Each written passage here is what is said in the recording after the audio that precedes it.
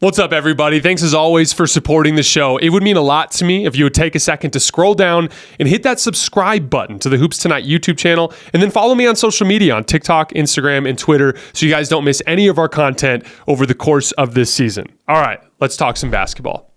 The Warriors seem like they have an issue with depth. People blame Steve because he wants to play like 9 guys, but we have 12 that can play. I think a good trade will be great for adding back a better player or two while also adding a subtraction. It seems like no one can get a rhythm since everyone's minutes are up and down.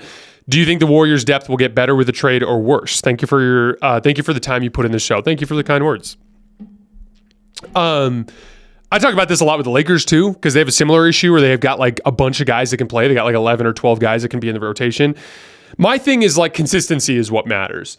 It's like, yeah, at the deadline, you want to make a consolidation trade is what you call that. If you've got guys at the end of your rotation that are good enough to play more minutes, but they aren't playing more minutes because you don't have room for them in the rotation, then you're getting less out of that contract than someone else could get, which means it's worth more to you as a trade piece than it is a rotation piece, unless you're planning in the long run, right? So a lot of this comes down to the Warriors' decision-making as it stands. Like, are you going all in on the Steph era, or are you trying to rebuild for the future and leaning into Kuminga and Moody and Trace Jackson-Davis and Brandon Podziemski, right?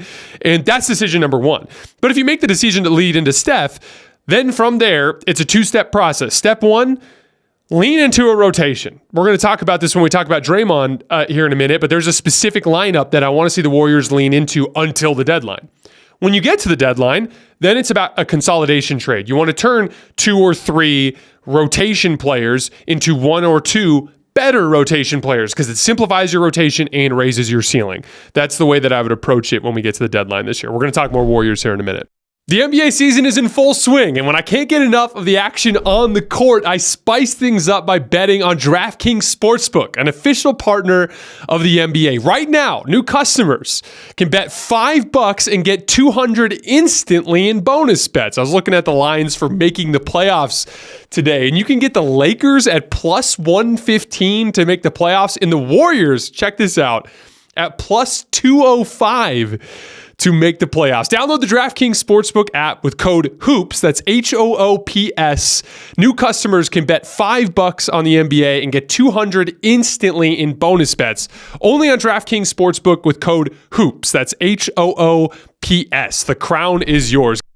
All right, Draymond Green is back. He is signed a multi-year extension with the Volume, which I'm very, very excited about. I feel I'm proud to be under the same media umbrella as Draymond. I think he's one of the great up-and-coming media talents that we have in the industry. I think he's got a long media career ahead of him after he retires, and I'm very, very happy to have him on with the Volume. Yesterday, he released his apology podcast, which needed to happen, as we know.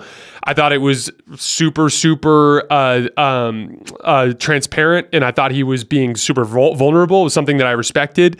You know, Draymond talked about, you know, how he got frustrated after what happened with all the people talking about how he needed help.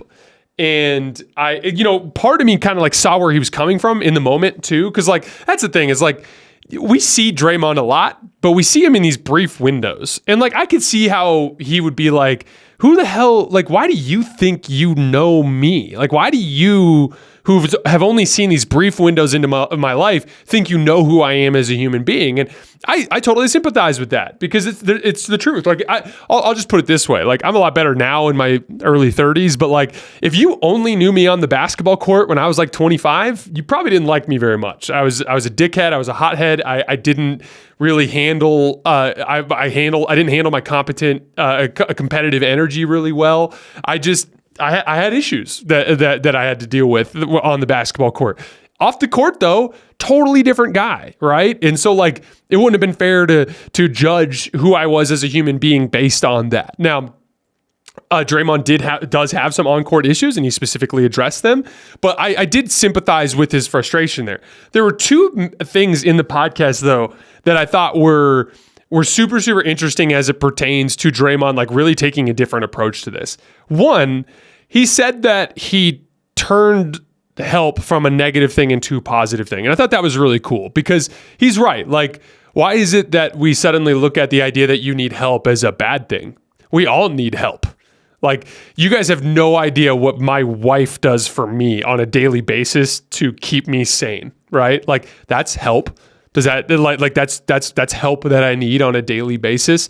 Some people get excellent benefits out of therapy. Some people get excellent benefits out of specific relationships that they lean on for emotional support. Like, that is not a weakness. And I thought it was cool that Draymond, basically was like, yeah, like I was hearing these people saying I need help. And I was like, screw you. Why are you saying I need help? And it's like, actually, no. Like, help is a good thing. Help is not a negative thing. Why am I putting such a negative energy on that? And then the second thing that I thought was really interesting is he talked about how he always used his play as an excuse for his behavior, right? And Draymond all the time remember that big Instagram story that he recently had? And he talked about how, like, yeah, I have always been wired this way, and this is how I win, and like I channel this energy, and that's what makes me who I am, and it's a good thing, right? And it's like part of who I am. And like Draymond was like, no, that's an excuse. I was using it as an excuse for bad behavior. And I thought those were two really good examples of Draymond like completely changing his approach. To put it simply, the Gobert thing, he was making excuses, and this time he wasn't. That to me is a sign of a guy who's like really looking in the mirror and striving for self-improvement. At the same time, he said, like, I have not changed completely in 3 weeks. Like, it takes a lot of time. He's like, this is only the beginning of this process. I thought it was really, really reflective podcast from Draymond in terms of just him striving to be the best version of himself. Now, I want to move into our follow-up question. Is Draymond Green the key to unlocking the Warriors lineups featuring both Kuminga and Wiggins? Personally, I see that lineup as potentially devastating. This is where it gets exciting because I actually think Draymond coming back now could mean a lot more for the Warriors than people think. And there's a couple of specific reasons. One, I think Draymond thinks he let his team down. And I think that that's going to cause him to approach this next couple of months with an insane level of intensity as a competitor to try to make it up to his teammates. Two, the Warriors are in some trouble. They're in some legitimate trouble in the standings, and they got to figure some shit out, right? Steph went right back into a slump, played horribly against the Raptors as they got thrashed. They're in some trouble. They need to play really good basketball. And so when you combine like the kind of personal feeling of wanting to make it up to his team with the urgency of the situation, I think we're going to get some incredible play out of Draymond Green over the next couple of months. I think that specific lineup that you're referencing, that Steph, Clay, Andrew Wiggins, Jonathan Kuminga, Draymond, needs to start every game until a trade is made. It needs to play major minutes and have a long leash until every game is played. That is your 5 best players. That is your best opportunity. Like, I understand that Wiggins is not playing well, but you need to try to push through that a little bit longer to see what you can get because you're not going to be trading Wiggins in all likelihood. So you're going to be likely having to move some of these younger players. So you need to lean into Wiggins getting back on track. But I see switchability there. I see drop coverage. I see the ability to run multiple different coverages defensively.